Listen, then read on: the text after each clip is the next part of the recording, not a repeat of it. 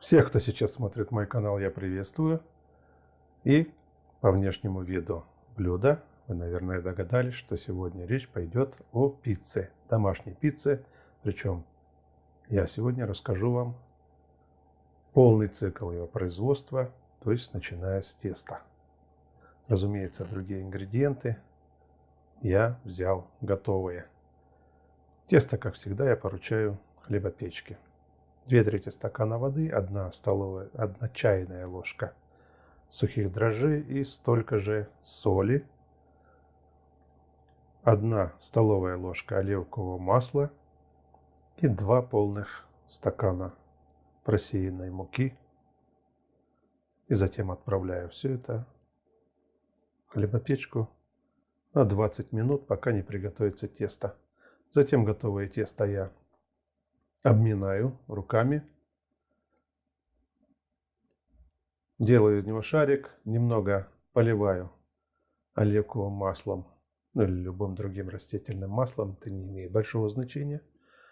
Со всех сторон шарик накрываю пленкой и кладу в такое место, где нет сквозняков, на 1,5 часа. Через 1,5 часа тесто увеличивается в размере где-то в 2 раза. Я его достаю и снова обминаю руками.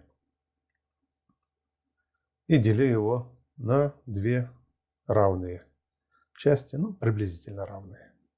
Сколько это на глаз можно определить. Делаю 2 шарика, снова накрываю их пленкой, каждый шарик, сверху кухонным полотенцем и оставляю еще на час для того, чтобы тесто расстоялось. Затем на противень кладу лист пергамента, беру один из шариков, который, как видите, как хорошо подошел, и готовлю форму для выпечки. Причем я ее, как видите, не раскатываю скалкой, а руками растягиваю от середины к краям, причем на краях оставляю немного потолще тесто для того, чтобы сформировать затем бортики. Пока я это делаю, не забывайте подписаться на мой канал. Дальше готовую форму, которая уже получилась приблизительно круглой, диаметром где-то сантиметров 20, я кладу туда кетчуп. Здесь уже каждый на свой вкус. Кому он нравится больше, можно положить больше. Я положил столько, сколько мне нравится. И затем колбаса у меня она полукопченая. Укладываю на дно. Сверху кладу маринованные резанные шампиньоны. И затем нарезанные шайбочками помидоры. И все это сверху обильно посыпаю сыром. Натертым сыром обыкновенным. И отправляю на 25 минут в заранее разогретую до 200 градусов духовку. Пока первая пицца выпекается, я точно таким же способом готовлю заготовку для второй пиццы. Колбаса, грибы, помидоры и сыр. Кому нравится, можно поверх помидоров полить немного майонезом. Но я не люблю магазинный майонез, а домашнего у меня под рукой не было.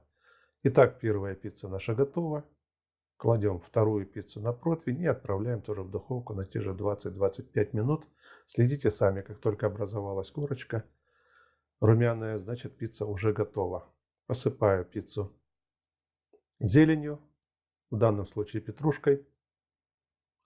И вот новым ножом, фирменным, который подарил мне мой крестный сын, который сейчас находится в Сан-Франциско, я разрезаю пиццу на один сегмент для того, чтобы показать вам, какая она получилась красивая.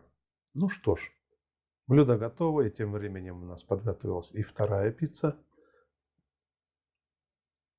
Через 22 минуты ровно. Тоже посыпаю зеленью, и можно прямо горяченькой подавать к столу. Приятного аппетита! Подписывайтесь на мой канал, если вы это еще не сделали. Жмите на колокольчик, чтобы не пропустить новые ролики. Ставьте лайки, делитесь с друзьями ссылкой